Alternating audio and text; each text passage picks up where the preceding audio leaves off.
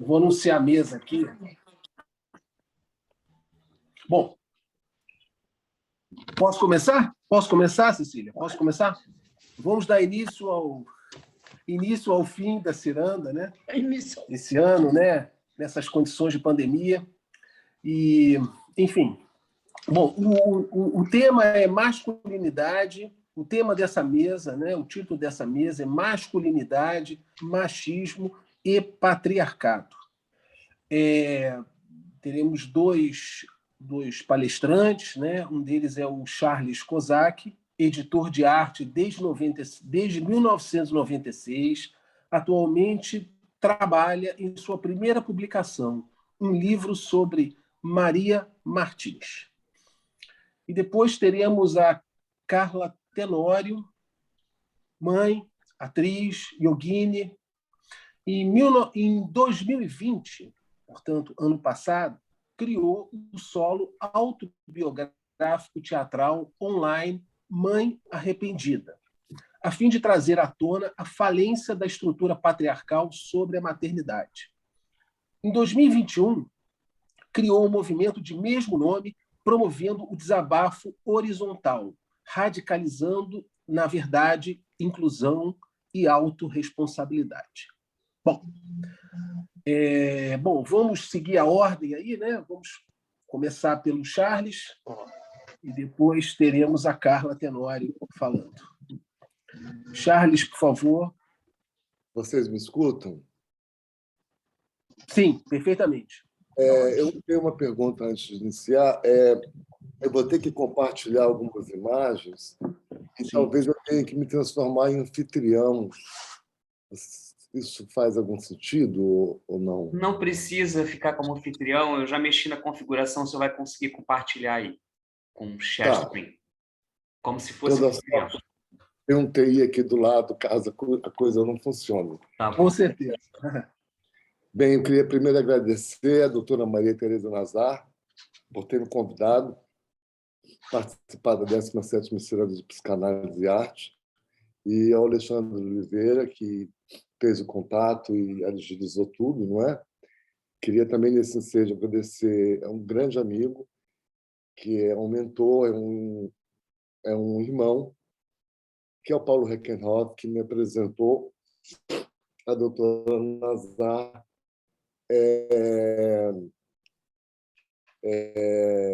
que eu ainda não tive a honra de conhecer pessoalmente.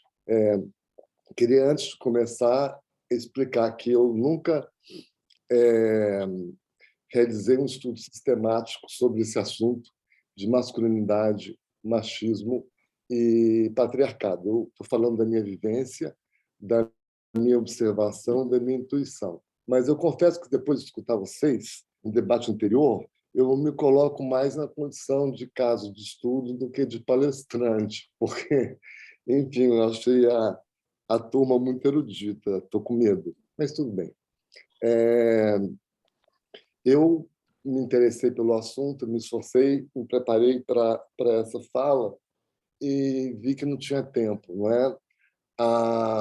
Eu nasci em 64 e sou meio produto dos anos 80, mas eu comprei um livro que eu queria mostrar aqui, chama Masculinidades.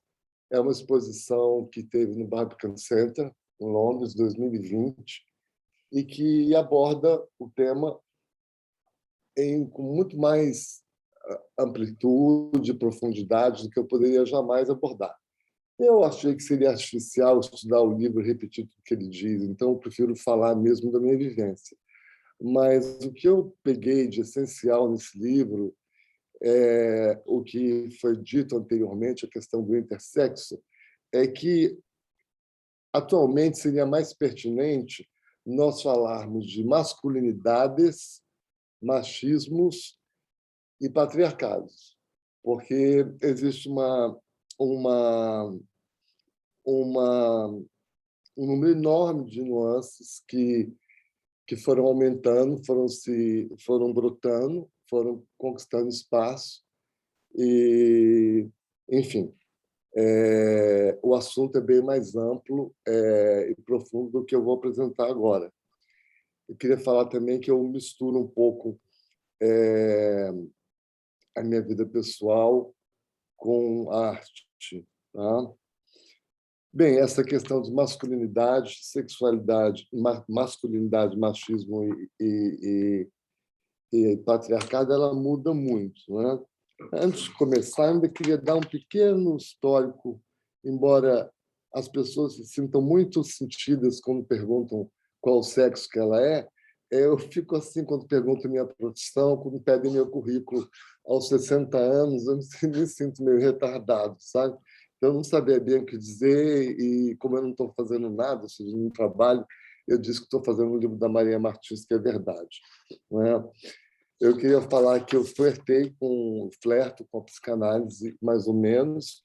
Eu tenho um histórico, tenho 43 anos de psiquiatria e realizei 19 anos de psicanálise freudiana. Eu comecei muito cedo aqui no Rio de Janeiro com o Dr. Wilson Shebab, que foi uma pessoa muito importante na minha vida, ainda a adolescência, aos 15 anos de idade. E logo depois eu fui para a Europa e, quando eu voltei, ele já tinha falecido. Também queria dizer que eu sou batizado como cristão ortodoxo e eu venho de uma família religiosa, mas acredito na ressurreição da alma após a morte, mas não estou levando esses pontos em consideração no que digo aqui, não. Como eu falei anteriormente, a acepção desses 3 substantivos variam muito de classe social para classe social e de época para época. Não é? O conceito de masculinidade, machismo e patriarcado. Então, para não criar discórdias ou, enfim, confusões, eu uso a acepção do dicionário Aurélio, do Weiss, que é geralmente a mesma, e a gente se define. Não é? A masculinidade é tido como algo que diz respeito ao masculino, ao comportamento masculino, e machismo seria uma masculinidade acentuada, seria um universo onde o homem não aceita nos direitos igualitários entre ele e a mulher. E o patriarcado é tudo, né? Nasci no Brasil em 64, sou do Ocidente, é um país extremamente católico e eu venho de uma família cristã, como disse, onde os 2 pais, não é, o pai Deus e o pai biológico, ocupavam o epicentro da nossa vida. Eu uso arte como uma manifestação não intencional que represente as experiências, as ansiedades pessoais e coletivas. Bem, eu tenho que dizer, começando agora a entrar no assunto, que esses quatro substantivos, masculinidade, machismo, patriarcado e arte, eles habitam a minha vida desde muito cedo, como o doutor Alexandre, adorei que ele disse, quando o doutor Alexandre diz que é entre 2 e 4 anos, eu fiquei com medo que achassem que eu era tarado e ia falar 5, mas, na verdade, a minha sexualidade despertou aos 3 anos de idade. E ela veio se concretizar, se materializar aos 6, 7 anos de idade. Não é?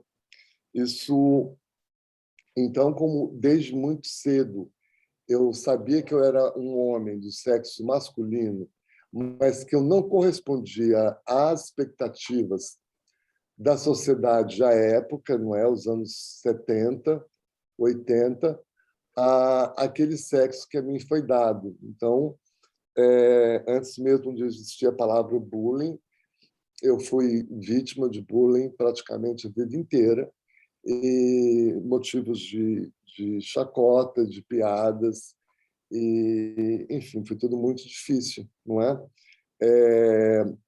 Coincidentemente, eu estudava numa escola muito pequenininha, que era a escola da minha tia Hannah, lá na URCA, e tinham 5, 6 alunos por sala. Então, coincidentemente, no meu ciclo daquela época, eu não tinha nenhum amigo efeminado e vivia muito no seio familiar e não tinha nenhum primo efeminado tampouco. Então, assim, eu era o único, sabia que eu era o único, mas, ao mesmo tempo, eu sabia que eu existia. Eu acho que isso foi se materializando, que nasci na Avenida Rui Barbosa e, e, e quando criança, eu saía com a minha babá e o meu cão para passear na calçada. Nós dávamos a volta na Rua Barbosa, na Oswaldo Cruz, e voltávamos. E nessa época existia aqui, eu ainda moro aqui, a, a sede social do Clube do Flamengo. Não é? Era, na entrada dessa sede social havia um pedestal de mármore com um homem de bronze. Esse homem era um homem perfeito, era um homem ideal. Ele usava sunga, não é diferente da estatuário greco-romano.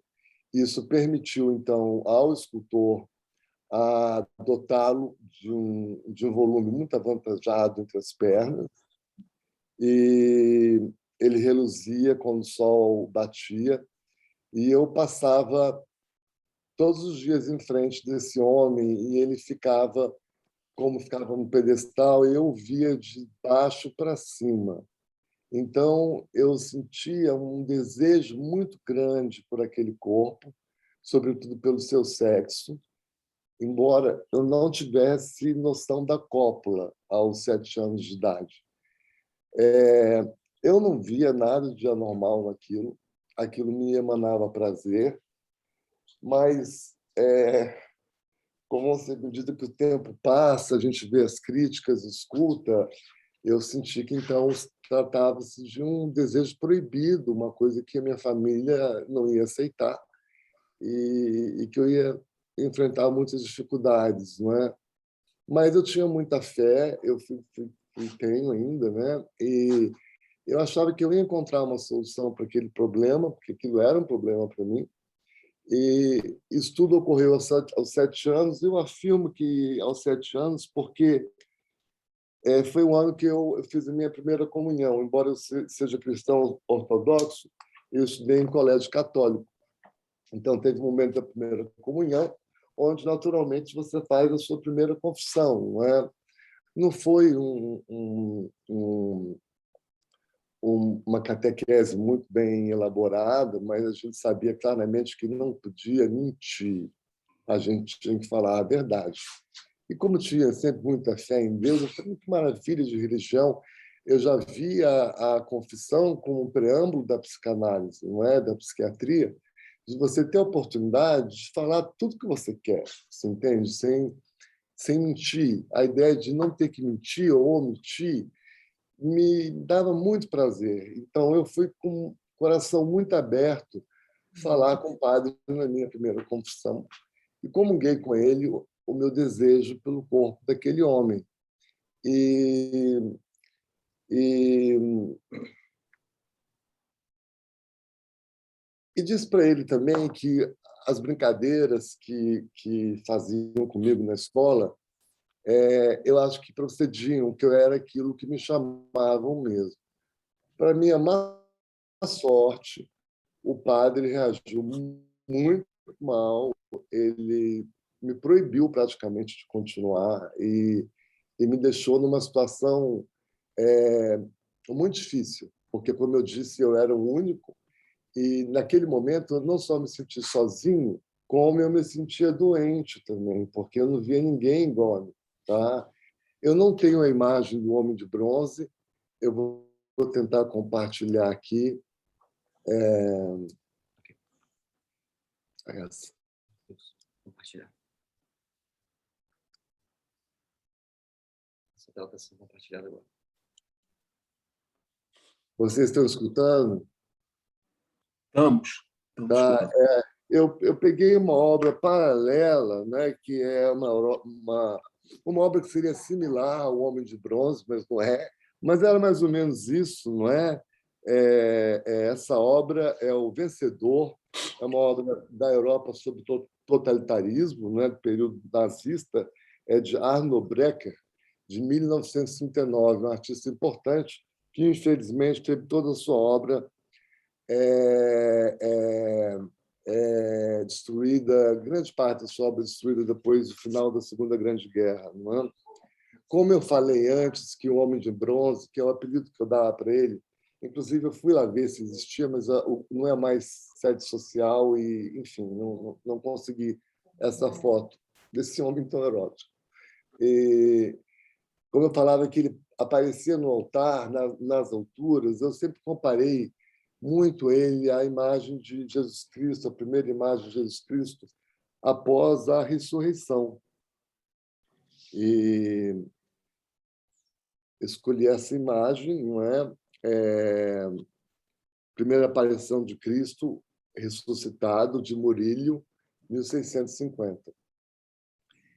Esse período de 7 a 10, 11 anos, foi um período triste na minha vida. Como eu falei, eu não só me sentia só, como eu me sentia doente, não é? Mas naquela época tinha televisão, eu não tinha um diálogo aberto com meus pais, eu não tinha com quem falar sobre isso, eu queria saber se eu era doente ou não era, se eu era o único, e veio uma luz no fundo do túnel, que foi o Denner Pamplona de Abreu, que, à ocasião, era uma figura muito televisiva, não é? Aparecia muito em programa, e quando eu vi, eu falei comigo, não, eu existo, a minha raça existe, existe esse homem que gosta de homem, e eu me senti menos sozinho. Eu não estou querendo que vocês pensem que o Denner é o ídolo, o rei da minha vida, mas ele foi muito fundamental, ele foi um grande alívio, ele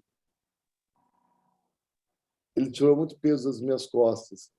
Essa imagem do Denner foi reforçada depois pelo Ney Matogrosso, que é outra pessoa que eu adoro, não é? E ela atingiu o seu ápice com um personagem de Jô Soares de Capitão Gay, não é? Que tinha até uma música. Então, o assunto, de fato, veio à tona, não é? Mas ainda muito reprimido. Não é? E eu queria só dar um parênteses, falar que a sexualidade nos anos 70 e 80 ela era, não havia um intersexo, né? Você era ou do sexo masculino ou do sexo feminino, ou você era do sexo masculino heterossexual ou homossexual, ou você era do sexo feminino heterossexual ou homossexual, não é lésbica ou gay.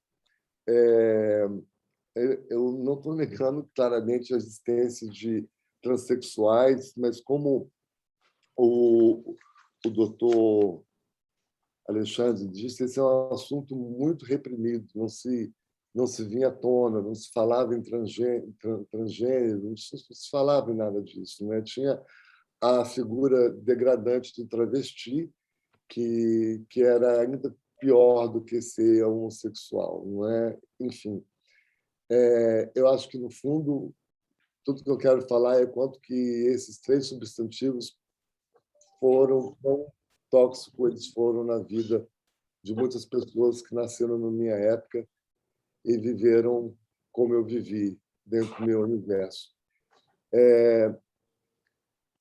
Se imaginava era um mundo de homens, um mundo divorciado da figura feminina, e esse era o mundo idealizado do homem homossexual, né? E agora eu introduzo aqui um artista chamado Tom Phelan, que é um artista que nasceu em 1920, né? Começou a desenvolver nos anos 50, 60, 70, até final dos anos 80, mas por muitos anos não teve sua obra vista como obra de arte. Ela eclodiu mais ou menos nos anos 80. Esse aqui é um desenho de Tom Phelan, que é um artista homoerótico, não é, que flerta com a pornografia, e onde ele nos apresenta um mundo idealizado,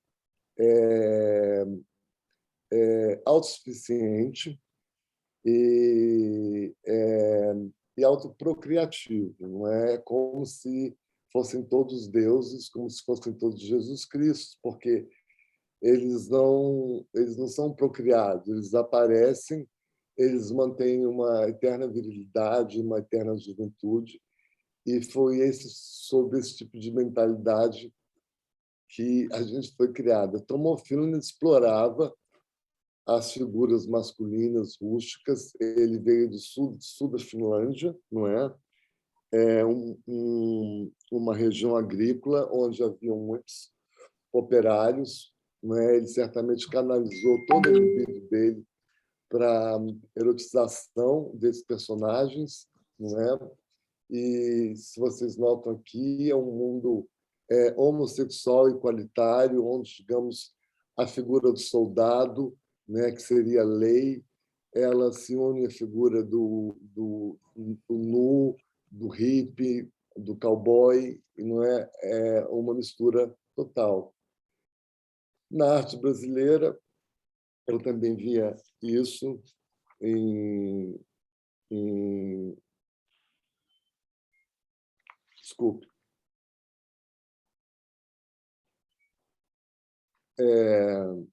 Foi ao contrário, perdão. Na arte brasileira,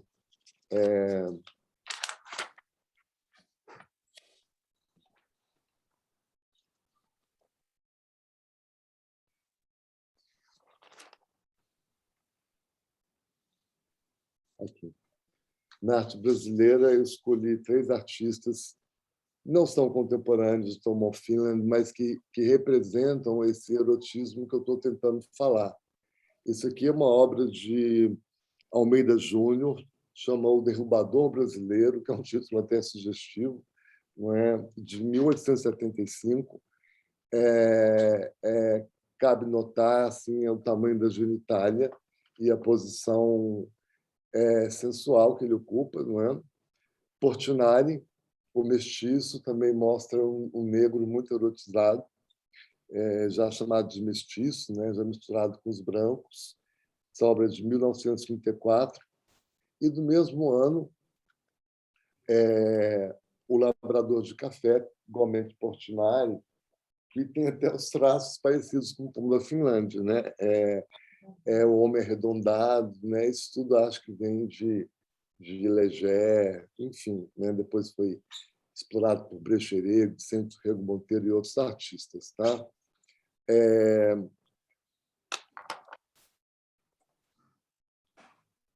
Esse mundo, né, que o Tom da Finlândia propunha, era um mundo, eu escrevo aqui, reunidas em séries, revistas, álbuns e até em histórias em quadrinhos, certamente o artista canalizou toda a sua libido nessas obras de cunho homoerótico e de flerte pornográfico. Talvez seja por isso que ela não tenha sido muito considerada. Calcado no poder do homem, Tom faz uma apologia à masculinidade, criando personagens sempre viris.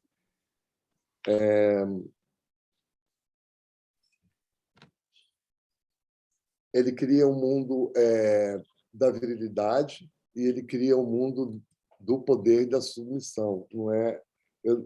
Propositalmente, eu não gosto de citar o nome de nenhum filósofo ou outros psicanalistas, né? Mas aí nós estamos falando um pouquinho de Bergson, embora não vou me aprofundar no assunto. Não é?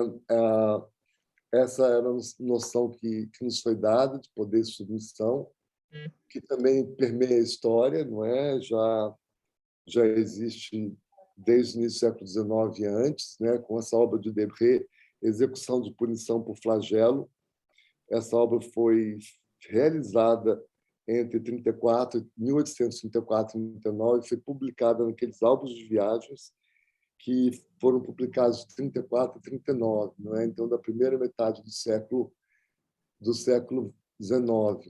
Aqui, de novo, Tom Finland, não é? De novo, a questão da submissão, a questão do poder, do voyeurismo, não é? E como também essas imagens se misturam com passagens bíblicas, não é? Aqui, um dos mais... Esse aqui é a página 7. Um dos mais... Cadê a página 8? O Flagelo de Cristo, de Caravaggio, 1607. Charles, só um instante, a gente tem mais 5 minutos, tá bom? Eu estou acabando, tá bom? Bem,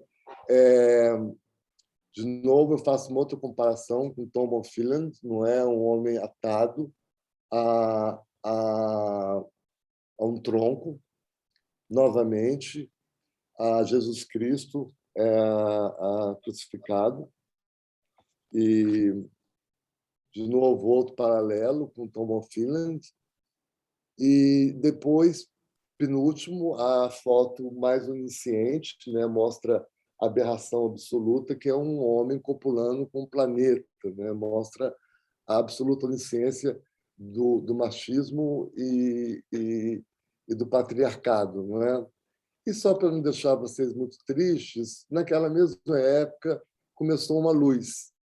Essa é uma obra que põe abaixo toda a construção de Tom Bonfiland, é de uma artista americana chamada Barbara Kruger, onde ela critica justamente tudo isso que eu falei. Não é uma obra seminal, essa obra foi muito discutida à ocasião, We Don't Need Another Hero, não precisamos de um outro herói, onde vê-se uma menina tocando o músculo de um menino, a erotização desde a tenra infância. Mas, graças a Deus, acho que isso não é mais necessário, acho que é o que ela quis dizer. O mundo mudou e leiam aquele livro Sexualidade, Masculinidades. Eu acho que é tudo que eu tenho a dizer, de coração. Obrigado. Obrigado, Charles. Vamos agora dar a palavra aí a Carla. Por favor, Carla. Oi, boa noite. Boa noite. Obrigada, Charles, pela palestra. Quero agradecer também a Renata e o Alexandre, que foi quem me convidaram aqui para estar hoje com vocês. É uma honra, também é um pouco assim, uau, estou aqui numa escola de psicanálise lacaniana para falar sobre um tema mega tabu, né? Um tema recente. Não me sinto à altura, sendo bem honesta, mas sou especialista no meu tema, que é arrependimento materno, né? Eu acho que tenho bastante para contribuir com isso.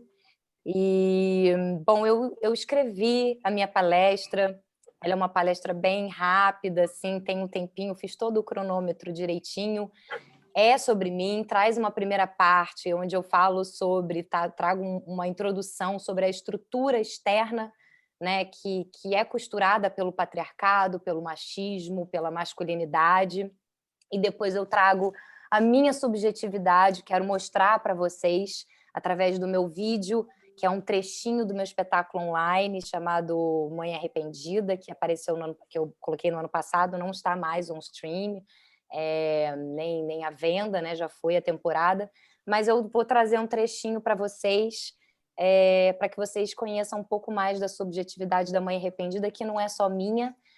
Hoje eu percebo com o movimento que eu criei que tem milhares de mulheres que tem a ver com a subjetividade de muitas pessoas, tá bom? Então, eu sou a Carla, né? E talvez eu devesse começar me apresentando, fiquei pensando que eu devesse começar me apresentando, falando o meu nome completo, a minha idade, o que eu faço, aonde, no que eu me formei. Afinal, é assim que funciona o mundo, né? Se você não tem diplomas e reconhecimento, quem é você na fila do pão? Ninguém. Mas, como eu vou falar sobre maternidade dentro do patriarcado e arrependimento materno, então nada disso importa, sendo bem irônica e bem provocadora aqui. Porque a mulher, na condição de mãe, ela está acima do bem e do mal. Ao mesmo tempo, ela não vale de nada. Ela só existe para ter compaixão, para ser guerreira, para servir a sociedade, parindo e criando o quê? Cidadãos de bem, não é isso? Mas, se eu fosse me apresentar, eu diria assim: tudo me parece pesado e profundo demais. O ar é rarefeito. Meus sentimentos estão sempre à flor da pele.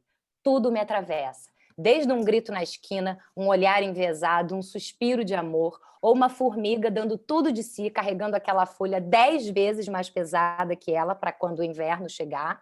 Mas logo ali ela pode ser esmagada por um pé desatento ou por um pé medroso. Quantas vezes eu mesma não morri de culpa por matar barata, formiga, aranha, tudo em nome do meu medo. Aliás, o medo é uma coisa horrível, né? Já pararam para pensar? Quanta insanidade nós fazemos uns aos outros, umas às outras, em nome do medo? Eu só estou aqui hoje porque em algum momento eu cheguei no limite, ao fim da linha. E porque sim, me disseram que eu estava perdida. Pois é, me mandaram vender quentinha e desistir dos meus sonhos. Entendam, não é o ato de me mandar vender quentinha que me ultraja, tá? Afinal, o mercado de quentinha só cresce, tá? Com os deliveries, tanto tempo os restaurantes fechados, agora até abriu, mas fechou durante um tempo, né? É só sucesso o business de quentinhas. Pelo contrário, eu estaria rica hoje se eu tivesse seguido o conselho dessa pessoa, ao invés de insistir na arte, insistir em falar a verdade. Mas o que eu quero dizer é que destituir uma pessoa do propósito de vida dela é como se fosse separar a alma do corpo. E isso sim é cruel e ultrajante. E é o que acontece a muitas de nós mães. Infelizmente, eu ouvi isso de uma mulher no topo da cadeia alimentar, uma mulher que dominou o mercado agressivo e capitalista selvagem dos homens de sucesso, uma executiva de alta performance, a mulher que muitos admiram e até almejam ser, e que ainda arrumou tempo para ser mãe e chegar em casa no fim do heróico expediente para dar um beijinho de boa noite nas crianças. Ela botou o pau na mesa e conseguiu tudo. É também, certamente, sobre este modelo opressor de mulher que me faz estar aqui hoje. Eu não tenho raiva dela, não é pessoal com ela, afinal, ela também é uma mana, eu não estou aqui para perder meu tempo com isso. Tudo que eu quero falar aqui e o que eu vou falar vai ser apenas para trazer um pouco de provocação e reflexão, nos tirar da normose da vida e desconstruir os padrões que viemos seguindo igualzinho robôs. O que eu quero dizer é que ela e todas e todos nós fazemos parte do sistema que escolhemos para viver esta existência. Então podemos dizer que tudo começa e termina com escolha, certo? Ou errado? Será que esse pensamento de que tudo depende apenas de nós, do nosso esforço, da nossa força de vontade, a gente tem um poder de escolha, será que está certo? As escolhas podem ser tomadas a partir das oportunidades que a gente teve ou não, do que nos foi dado e apresentado pelo mundo, pela sociedade, pela sua mãe, pelo seu pai, pelo ambiente que nos cerca, pelas religiões, pelo Estado, enfim, por aí vai. A nossa escolha se dá a partir do que nos foi apresentado previamente. E mudar esse padrão é travar uma batalha de titãs com as nossas crenças cristalizadas. Você piscou e muita coisa já aconteceu. Aconteceu dentro de você, em pensamentos que já te atravessaram. E fora também, pode ter passado um vento, um pássaro, o sinal fechou, uma pessoa gritou, a luz piscou, rolou uma buzina lá fora, seu coração bateu, o telefone tocou. Não é isso? E a cada momento a gente tem que fazer escolhas em cima de milhares de acontecimentos aleatórios e não podemos controlar. A vida segue. E nós tendo que fazer escolhas seguindo de mãos dadas com elas, as escolhas. Eu, particularmente, vou te falar, eu estou exausta. Eu estou exausta há muito tempo. Saber que a cada segundo eu tenho que seguir com a vida, buscando expandir e crescer, sendo super produtiva sempre, sem jamais aceitar a contração, o recolhimento, o erro, a perda, a dor, o tempo de espera. É muita pressão. Ter que me ajustar a formatos escolhidos por sei lá quem para conseguir ter sucesso e reconhecimento, e o que é sucesso, e o que é reconhecimento, e o que é escolha. E o que é escolha? Dizem que essa aqui é a pegada do patriarcado, né? Time is money. segundo Benjamin Franklin, que soltou essa frase lá no século XVIII, mas foi lá para o século XIX em diante que ele realmente bombou marqueteiramente com essa frase, né? Depois da Revolução Industrial, ali do pós-guerra, aquela época sinistra, nos aprisionando na frequência da frenética era do capitalismo selvagem. E as mães no meio disso tudo? Só um instantinho, eu acho que tem um microfone ligado. Vocês estão me ouvindo? Estamos te... Acho que é o Sérgio que está com o microfone ligado. Obrigada, Sérgio. Vou continuar. Como que você está agora? Nesse exato momento? Você está sentada, você está em pé, você está com o vídeo aberto, está com o vídeo fechado, está comendo, está atenta, está prestando atenção, está presente? Quais sentimentos estão passando por você agora? Seu corpo está com calor, está com frio, está confortável? Por que eu estou te perguntando isso? Porque tudo isso que está acontecendo com você, nesse exato momento, envolve escolha. Se você quer falar com alguém agora, quer ligar, você precisa escolher se você sai dessa palestra, se você fecha o vídeo, né? Porque depois vai ficar gravado, ou se você espera acabar aqui para ligar. Você precisa escolher se presta atenção ou se viaja nos seus pensamentos, se me julga, se vai fazer as suas sinapses. Se você está com frio, você precisa se agasalhar, se vai anotar alguma ideia, e por aí vai, conforme o fluxo das necessidades que vão se apresentando no momento presente, dentro e fora de você. Quando a maternidade chegou para mim, eu ainda nem havia escolhido de fato o que era ser mulher. Ali naquela época ainda não tinha tantas opções como hoje. Apesar de não fazer tanto tempo assim. Fazia uns 12 anos que eu fiquei, né, que eu realmente fiquei grávida. O feminismo não era algo tão popular na boca das pessoas jovens.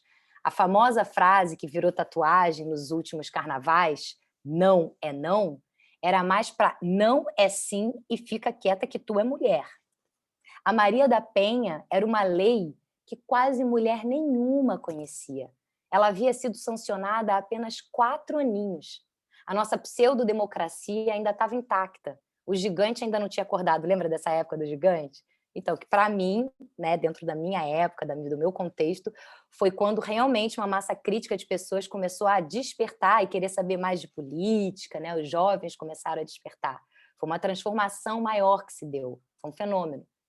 Eu queria apenas ser uma mulher famosa, selvagem, sempre, porque eu sempre fui meio rebelde, rica, lógico, quem nunca quis ser rica que levante a primeira pedra, com o príncipe encantado da minha vida, que obviamente veio a se mostrar, porque sempre foi um sapo, né? Eu só descobri isso depois que eu consegui um pouco mais de amor próprio, vamos dizer assim, imagina. Eu quis ser mãe,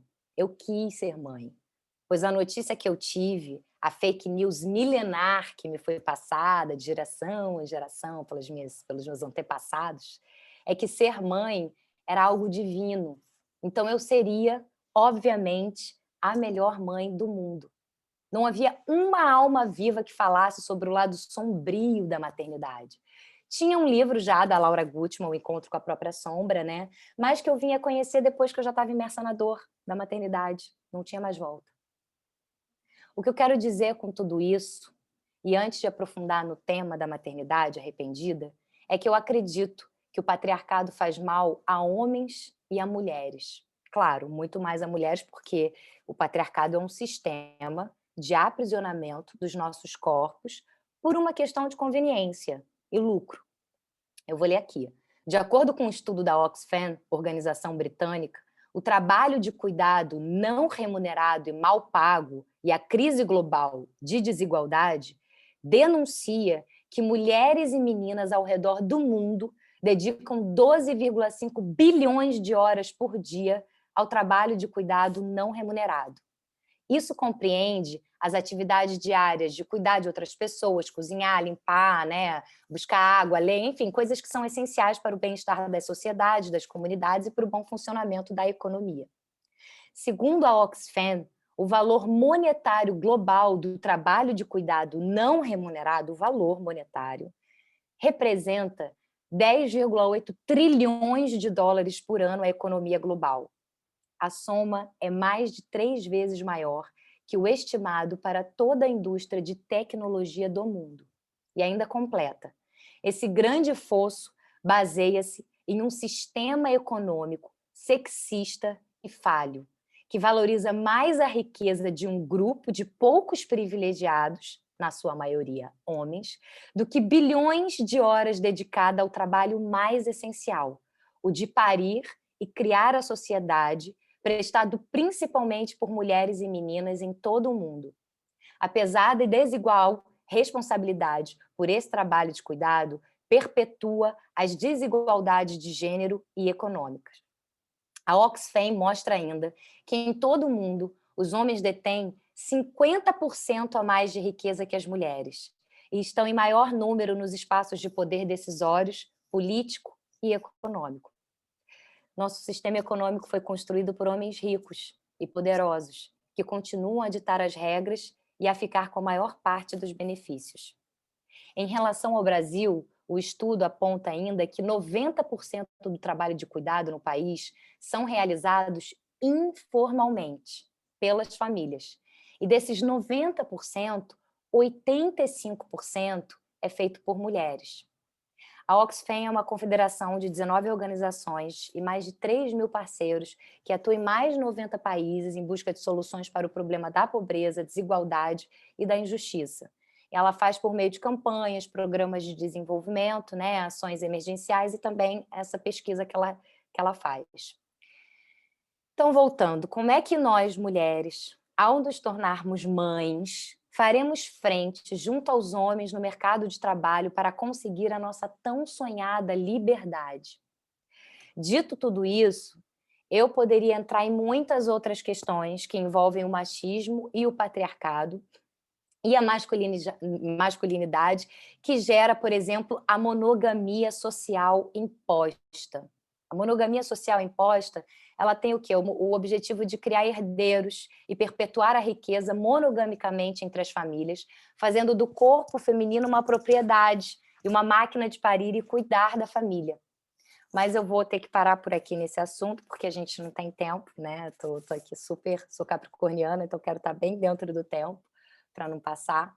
E porque eu quero, o mais importante, né, trazer aqui para vocês a minha visão e o meu sentimento a respeito do universo subjetivo, afinal, uma escola lacaniana de psicanálise, então o mais importante é trazer o universo subjetivo da mãe arrependida, mas eu não queria trazer só a subjetividade antes de trazer um pouco da estrutura, um pouquinho que seja bem superficial. A mãe arrependida sou eu, mas também são milhares de mulheres espalhadas em silenciamento por aí.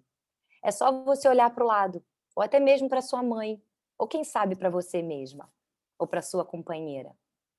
A mãe arrependida cedeu à maternidade compulsória, sofreu violência doméstica e obstétrica, não conseguiu terminar os estudos no tempo certo da coisa, teve que fazer depois, só arrumou sobreempregos para dar conta de pagar os boletos, vive de favor na casa dos pais ou parentes, consegue a sua medida protetiva tão sonhada depois de anos sendo ridicularizada e humilhada.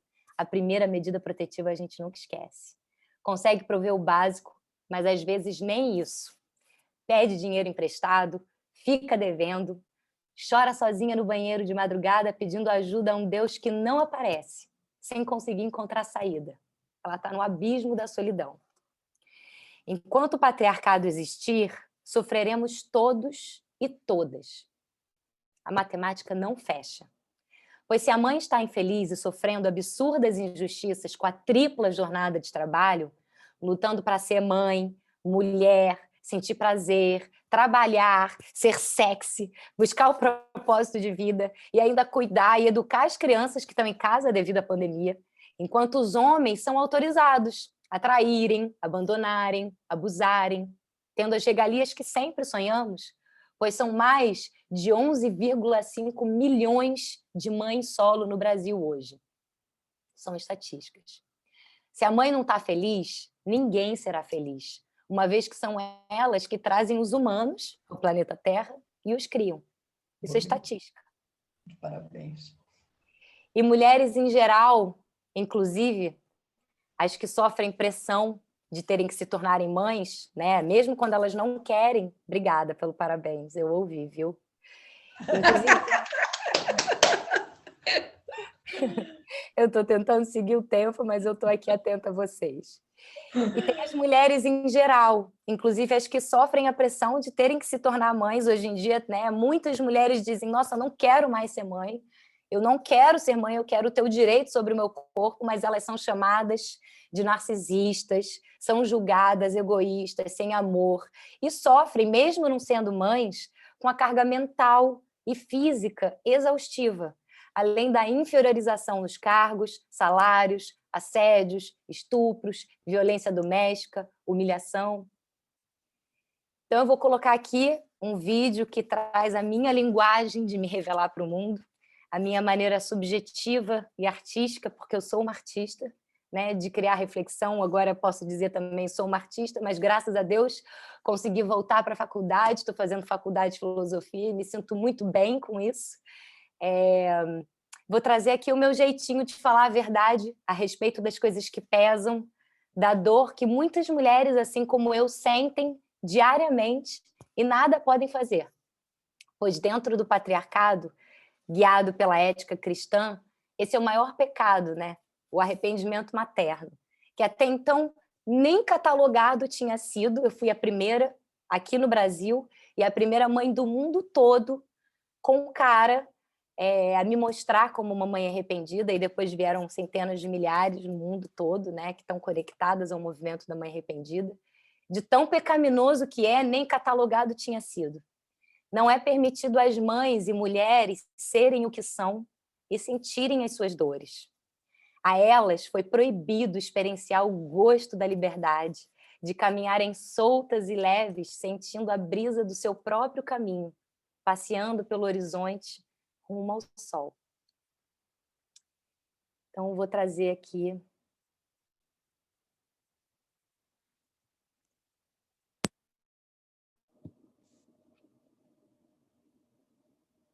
me digam se vocês estão ouvindo, se está tudo certo. Ser mãe é ter um mundo e não ter nada. Ser mãe é padecer no paraíso. O camarada nem vagina não tem, nem mãe não foi, já foi lá se adiantando e dando pitaco numa parada que ele não tem noção.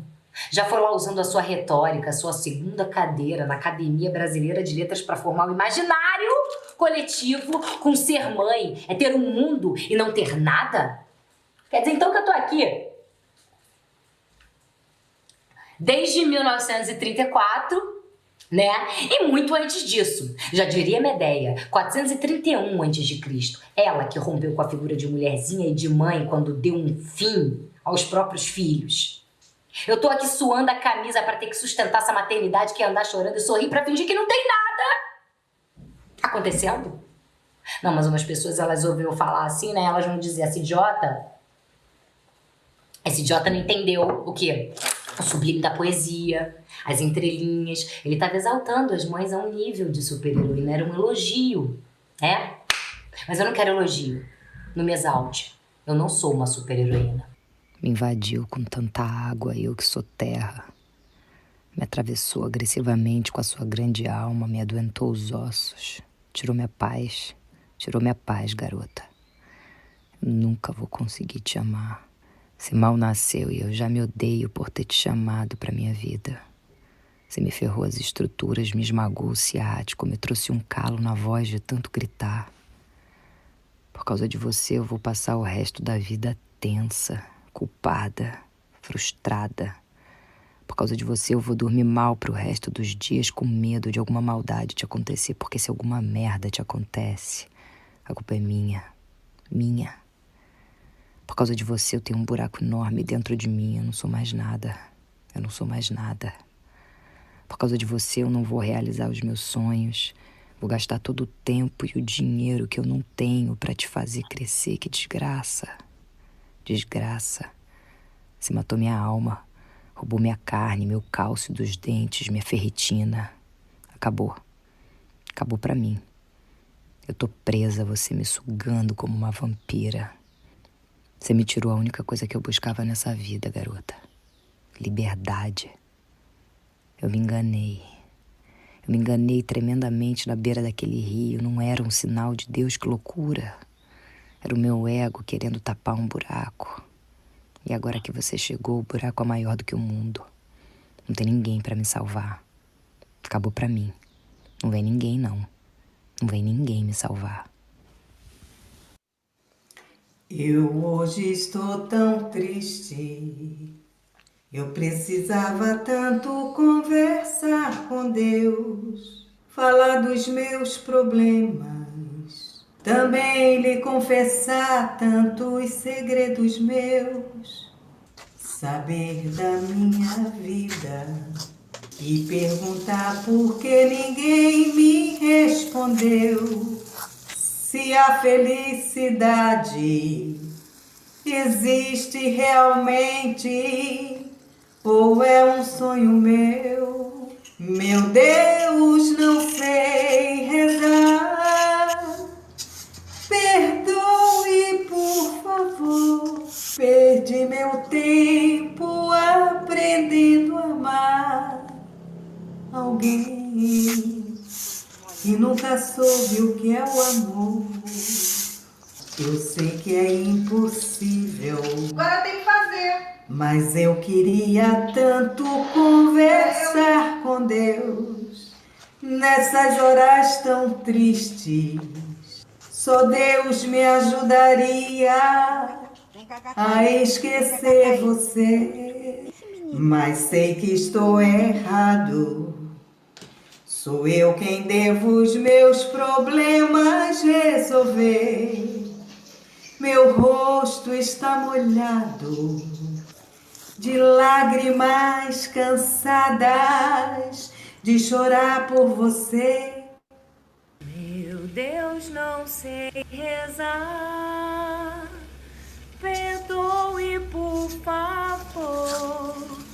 Perdi meu tempo aprendendo a amar alguém que nunca soube o que é o amor.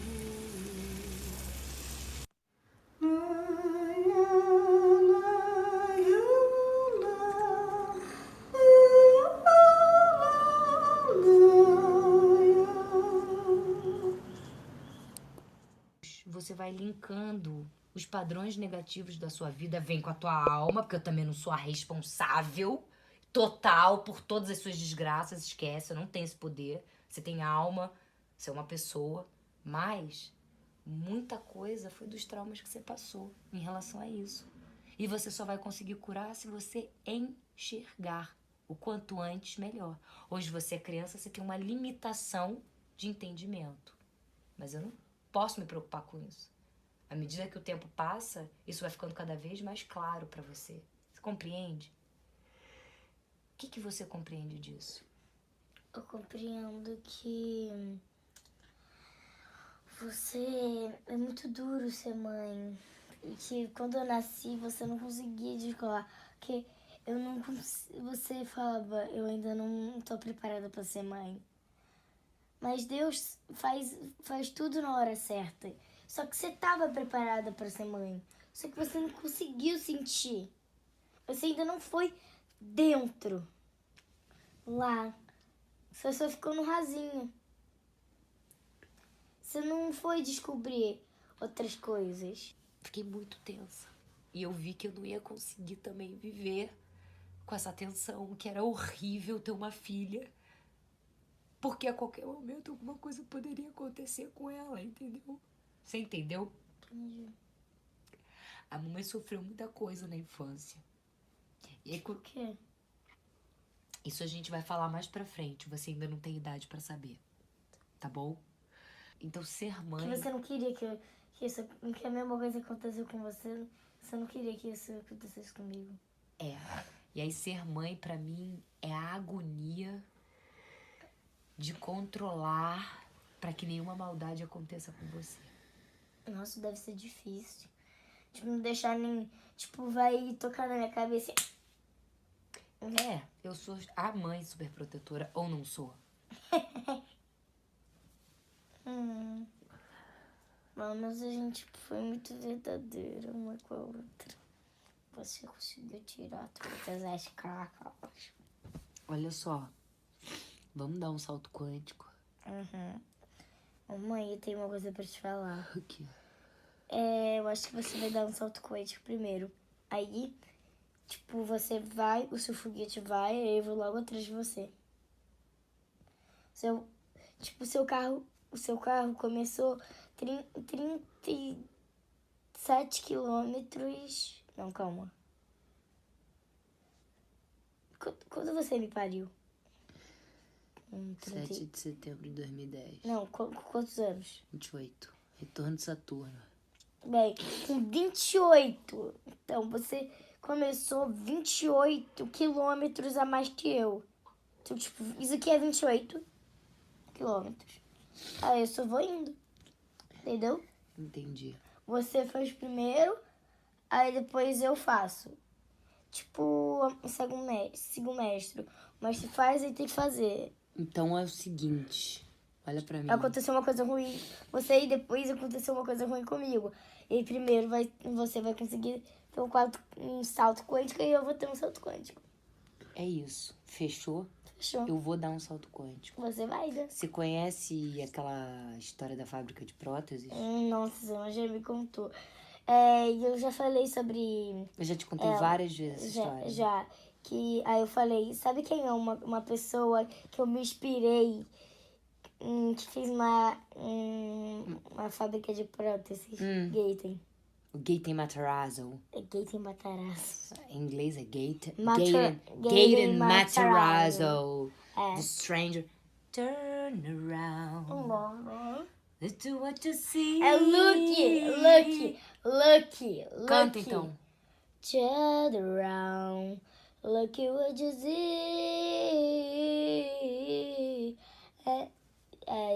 Dream. Imperfect. The mirror to dream.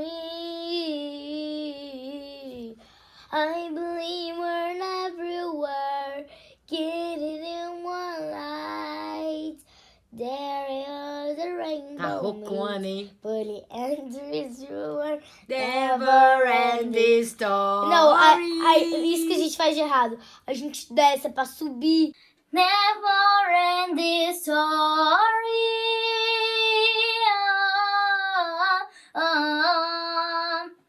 Turn around. Look at what you see in her face. The mirror of your dream. Make believe I'm everywhere. Giving me the light. Written on the pages. Answer to one never-ending story.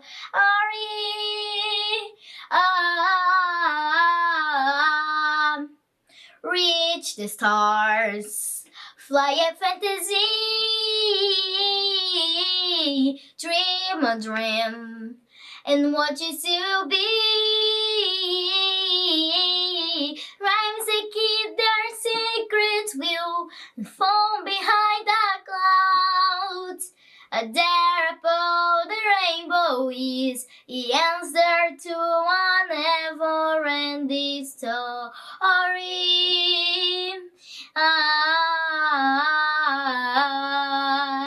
Story.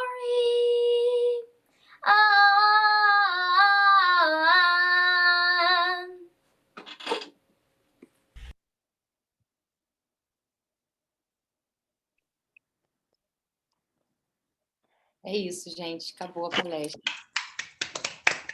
Parabéns. Muito bacana. Obrigada. Bom, vou me apresentar então e vou abrir o debate. Eu sou a Paula Gomes, agradeço a comissão da Ciranda por poder ser debatedora, né? E estar nessa mesa que me tocou de várias maneiras, né? Então, eu vou tentar não me estender demais, porque é importante, né, que todos possam fazer as perguntas que quiserem, e o mais importante é que a gente escute o Charles e a Carla nesse retorno do que eles apresentaram, né? Eu achei muito interessante, né, vou começar uma questão para o Charles, né? achei muito interessante como o Charles ele já abre falando de uma pluralidade de masculinidades, machismos e patriarcados, né? Ao invés de colocar isso no singular, ele fala de um plural sobre isso, e ele vai mostrando isso através da arte, né? Nas imagens que ele trouxe. Mas teve uma coisa que me chamou muita atenção no depoimento que ele dá do que foi a sua infância, adolescência, né? Que foi a importância da representatividade no social de figuras como o Denner, em Mato Grosso, né? Na arte, com o Jô Soares, o Capitão Gay. Então, eu queria, Charles, se você pudesse, que você pudesse falar um pouquinho mais dessas pluralidades e como é que você vê hoje, né, a representatividade do masculino, né, da masculinidade. Que figura hoje você acha que traria, né, essa representatividade, né? Essa uma primeira pergunta. Para Carla, né, eu gostaria de dizer que eu fiquei, quando você começou a falar da mãe arrependida, né, eu lembrei muito de quando meu filho nasceu, né, e ele bebê, e bebês dão muito trabalho, que eu me perguntava assim, meu Deus, mas como que ninguém nunca me contou que era tanto trabalho, né? Porque a gente acaba só realmente escutando as maravilhas da maternidade, né? É isso, você vira quase uma santa porque você é mãe. Mas eu assim, sinceramente, eu ficava espantada como nenhuma amiga até que já tinha, eu fui mãe tarde, né, aos 37, como que nenhuma amiga tinha tido a sinceridade de me dizer assim, ó, pensa bem, porque dá muito trabalho, né? Então, eu queria te fazer esse comentário, né? E te falar de uma coisa que eu acho super importante que você levanta, mas eu queria a minha questão para você é que você, nessa conversa agora, né, com a sua filha, você fala da mãe super protetora e da mãe arrependida, né? E me parece que você insiste muito nisso da coisa da mãe arrependida, mas eu queria te deixar uma questão se não tem a ver também com uma certa ambivalência, mais do que o arrependimento, porque é importante falar do arrependimento, sim, mas eu acho que toda mãe, de alguma maneira, vive uma certa ambivalência, né? Eu estou aqui amando estar com meu filho, mas eu estou com a cabeça em outro lugar, gostaria de estar fazendo outra coisa, né? E que isso também é muito salutar para a criança, que a mãe não esteja toda ali, né? Então, que reconhecer esse arrependimento, né? Ele é fundamental, inclusive, para a relação que você estabelece com a sua filha, que é uma menina, né? E aí uma curiosidade assim do que a sua filha já fala sobre ser mãe. Ela fala disso, quer dizer, o que já é transmitido para ela nesse sentido. E só uma curiosidade, porque eu acho que os tempos estão mudando, sim, né? E o Charles trouxe isso muito na fala dele a partir das imagens da arte, né? Da pintura, dos grafismos, né? Mas assim, vocês já devem estar sabendo, há um remake, né, do Cenas de um Casamento do Bergman, que está numa série da HBO, né? E assim, só tem 2 capítulos por enquanto, mas é muito interessante porque há uma inversão dos papéis ali, né? Anos depois, né, da estreia se eu não estou enganada, né, o Cenas de um Casamento é dos anos 80, ou seja, quase 40 anos depois, nesse remake, né, é a mãe, é a mulher que vai sair de casa porque ela trabalha demais e é ela que se apaixona, né? Então, a arte, de alguma maneira, né, já vem também trazendo essa diferença, né, do movimento feminista, né? É interessante como você fala que 12 anos atrás não tinha não tinha essa representatividade hoje do movimento feminista, que é muito importante, né? Para que cada mulher tem escolhas, né? Que isso não seja uma imposição da naturalidade de um patriarcado. Então, eram essas as minhas questões. Eu acho que o Sérgio vai colocar as dele agora e acho que é interessante que a gente devolva para vocês e depois devolva para o público. Opa. Bom, queria agradecer aos palestrantes. E aí, em relação... queria começar falando, comentando, né, sobre a fala da Carla, do filme. Eu confesso que eu acabei me perdendo, né, porque eu fiquei assistindo e esqueci que eu tinha a função de debatedor, né, e que tinha que fazer alguma pergunta, enfim. Mas o fato é que você traz a seguinte, que é algo que a gente fala muito em psicanálise, ou seja, da castração materna, ou seja, a mãe também é uma mulher, né? Então, e isso a gente vê muito na clínica, né? Mães que, especialmente logo depois do nascimento do filho, acabam esquecendo que são mulheres também, né? E o próprio marido muitas vezes reivindica, né? Mas naquela posição queixosa, reivindicativa, né? Enfim, que não surte muito efeito, né? Então, muitas vezes, você vê a criança nessa função de rolha, né?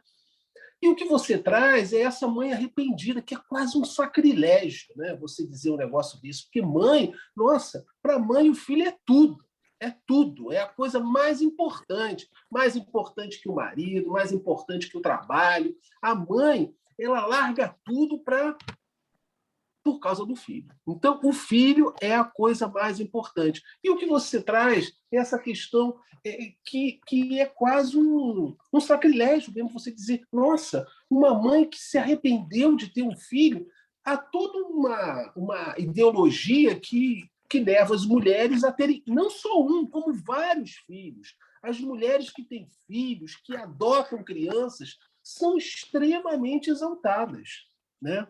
Então, o que você traz é muito interessante, Carla, essa divisão, entendeu? Que isso é muito importante. Agora, eu achei muito legal o vídeo, a sua filha, entendeu?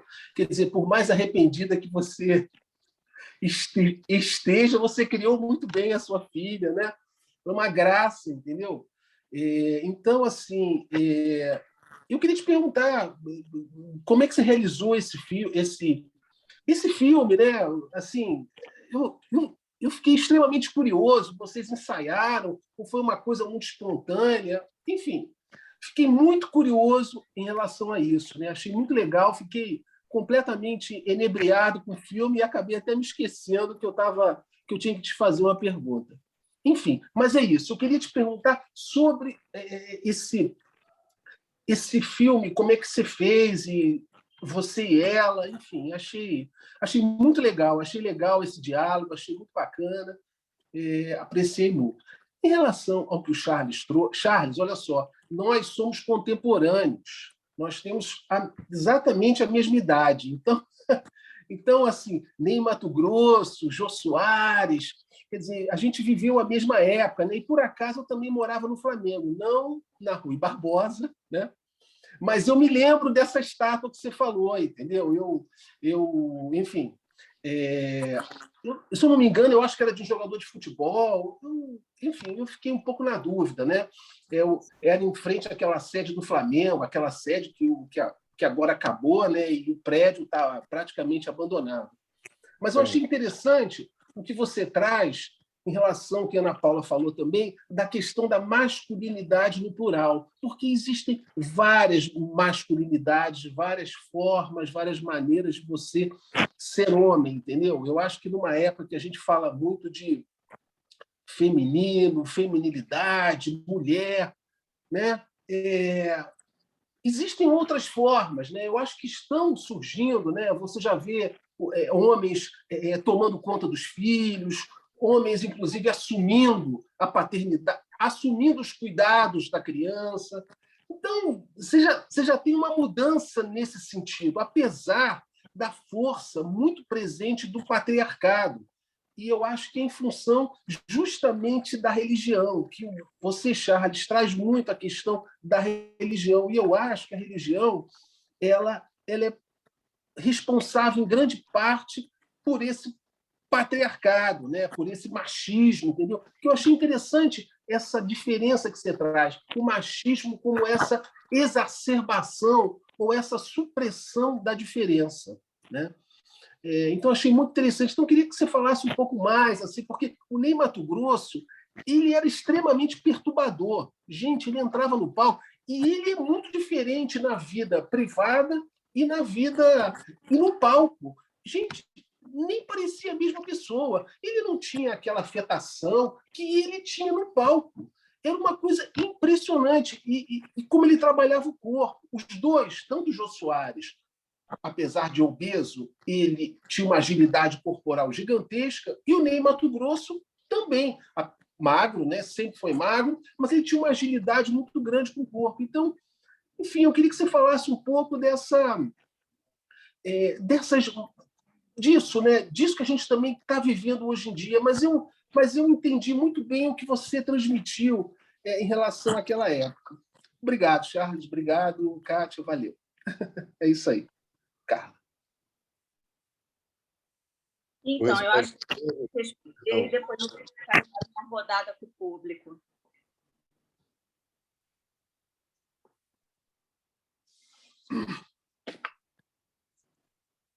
Pode começar, Charles. Olha, é difícil responder as duas perguntas, eu também não me lembro bem delas, mas tentando unir, tem uma frase da Bíblia que é muito importante para mim, que diz que Deus fez do homem a sua imagem e semelhança. E eu sempre me perguntei que homem era esse que fazia a imagem e semelhança de Jesus Cristo. Inclusive, eu tenho um quadro com esse mesmo título, 76, do artista Silvio Franco, que pintou o varredor de rua, um homem sem braço. E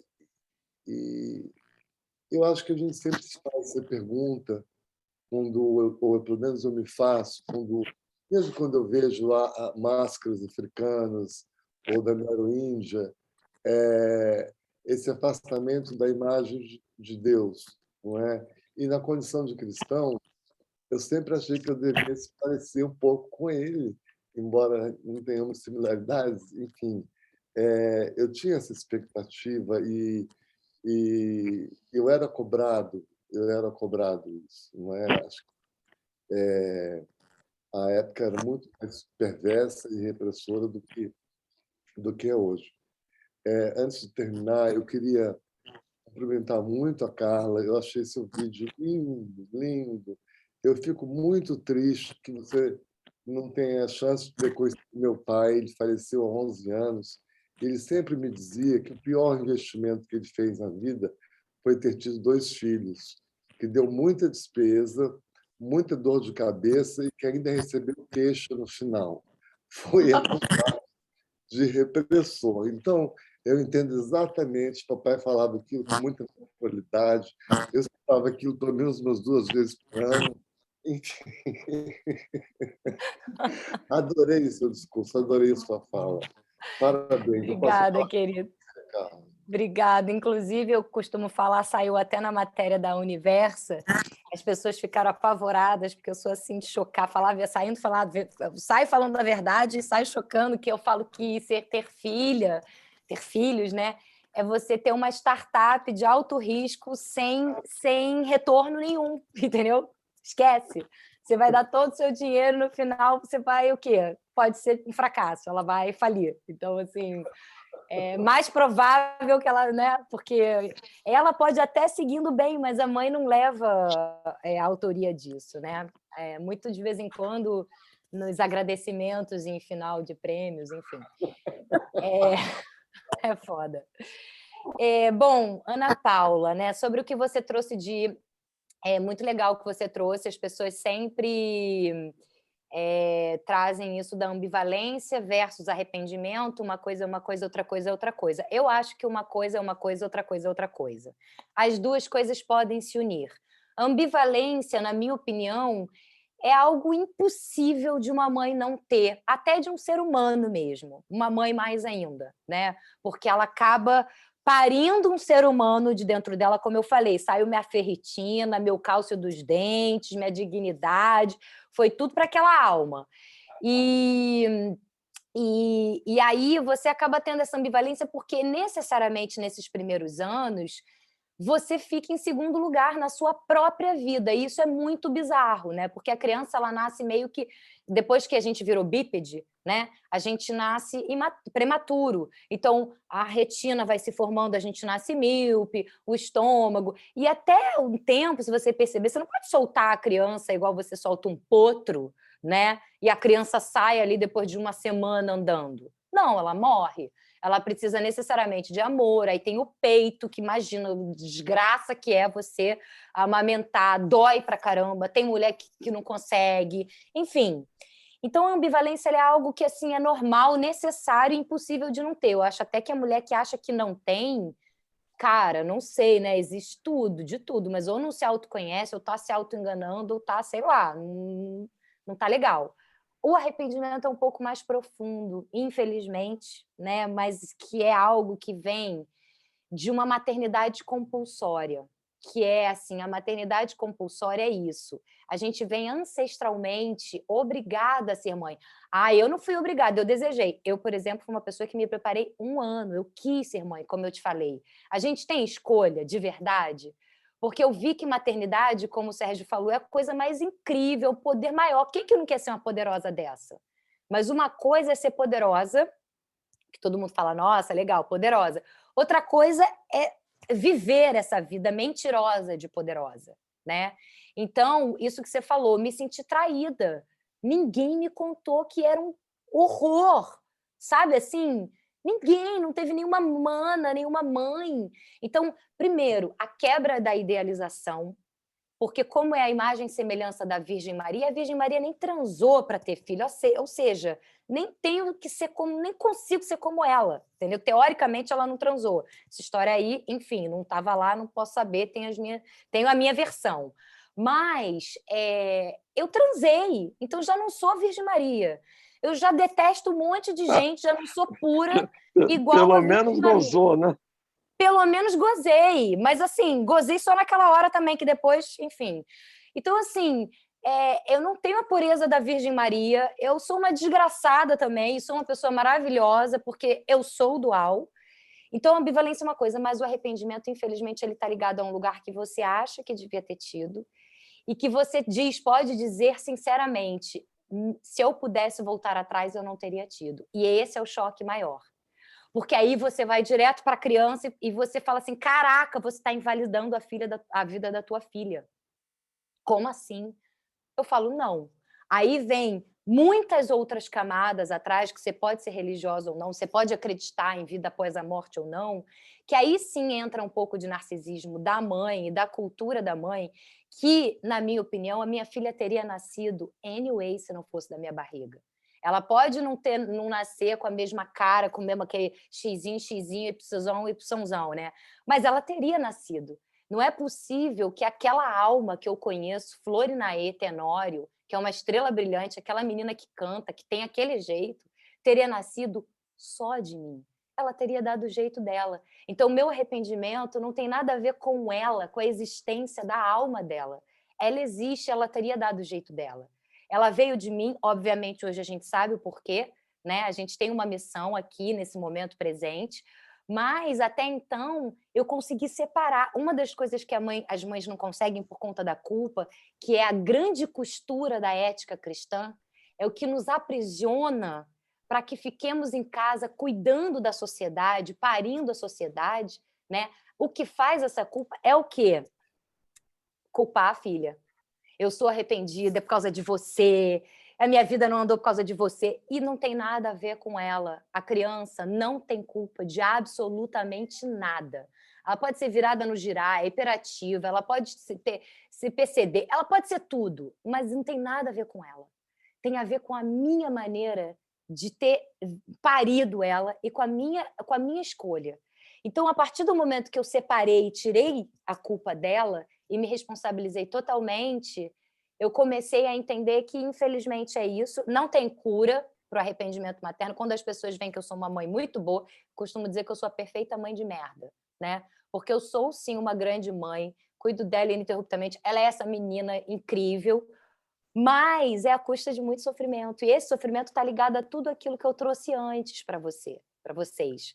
Então, não são todos. E ainda tem uma coisa, o arrependimento, a mulher ela pode não ser arrependida eterna, como eu, que sou todos os dias arrependida, não passa. E as pessoas elas tentam me salvar, porque sabem que eu sou legal, que eu gosto da minha filha. Elas falam, acho que não é arrependimento. E eu falo, entendeu?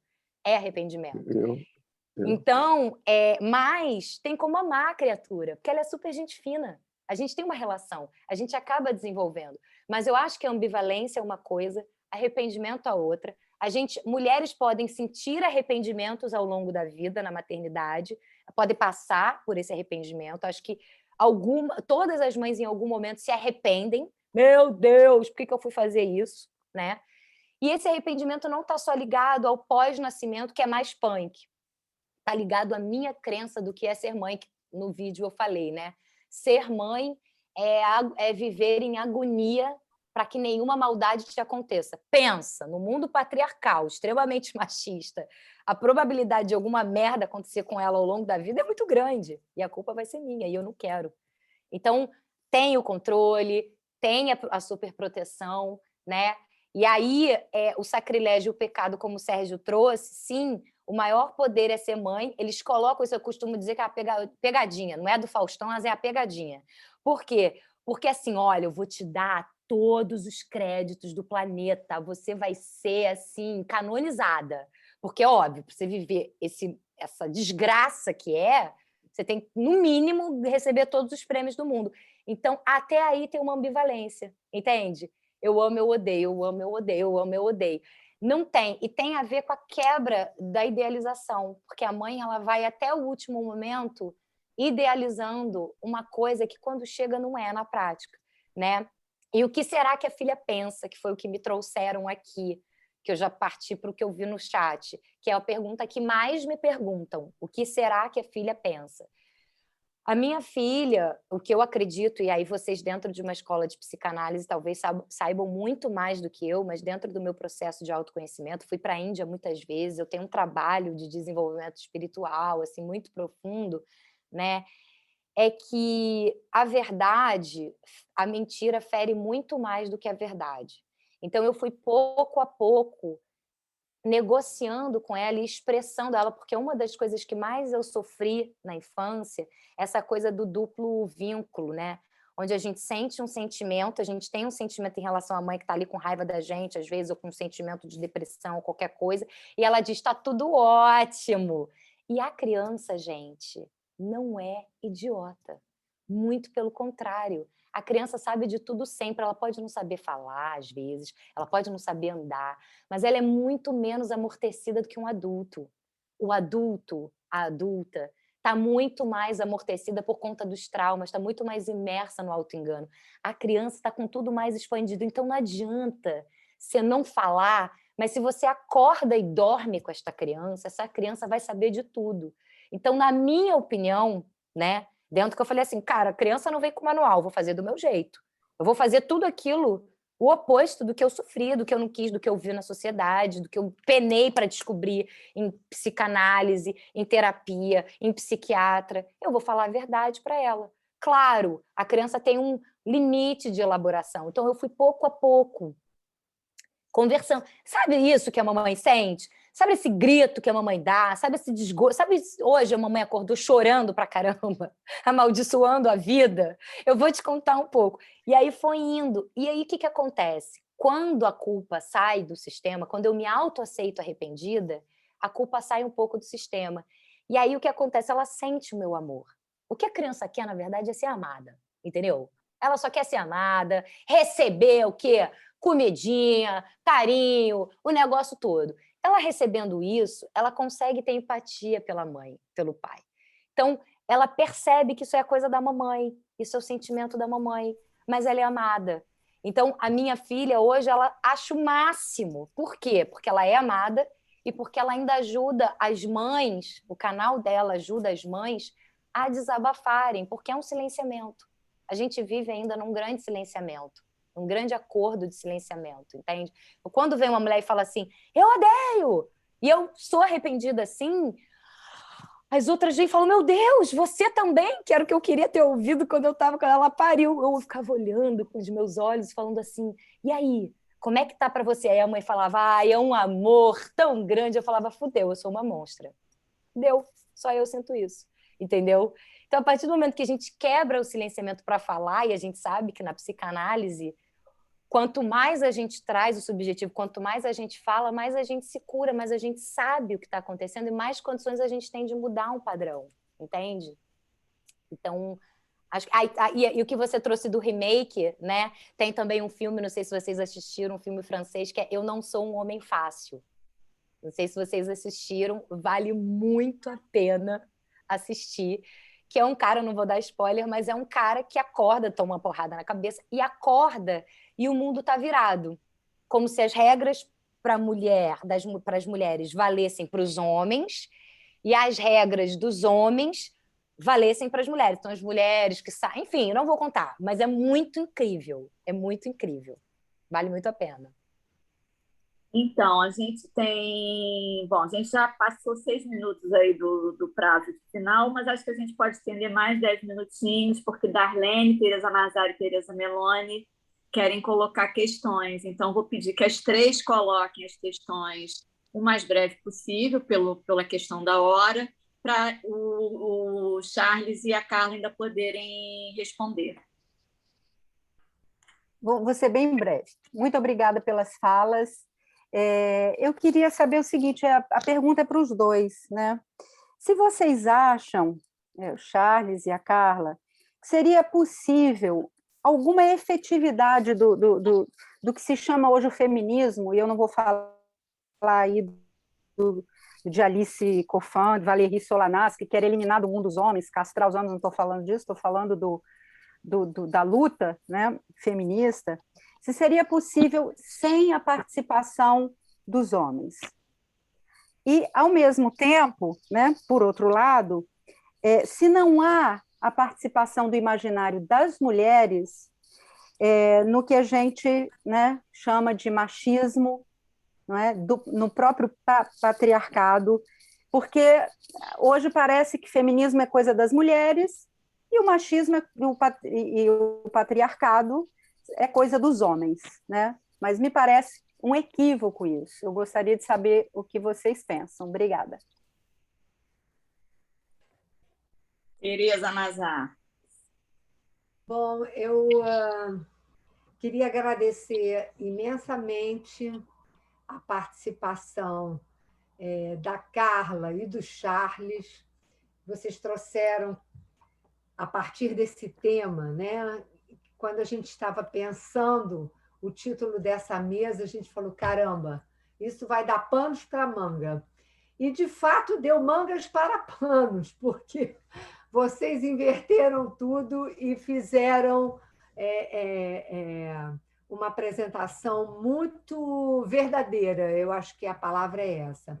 Mas eu queria perguntar para vocês, e também a pergunta pode ficar para os dois, dado o tempo que é muito exíguo, se vocês não acham que essa construção milenar, né, da ideia de masculinidade e da ideia desse outro, né, porque inicialmente não existia a feminilidade, eram os homens e o outro, né? Se vocês não acham que, em boa parte, essas discussões contemporâneas, o modo como a gente tem trazido para uma elaboração discursiva mais aberta, que isso não só cria condições, porque a gente ainda vive isso, a gente não sabe os efeitos nessas próximas pequenas gerações que estão agora nascendo. Mas se isso não vai trazer uma subversão importante em relação justamente à questão do patriarcado. um questionamento profundo desse lugar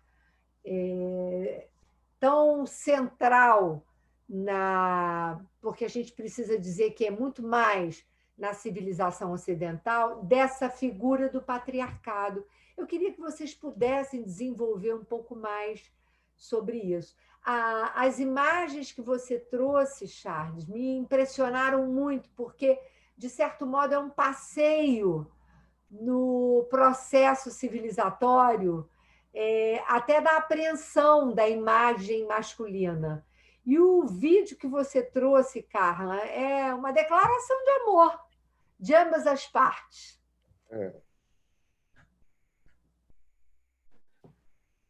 Sou eu agora?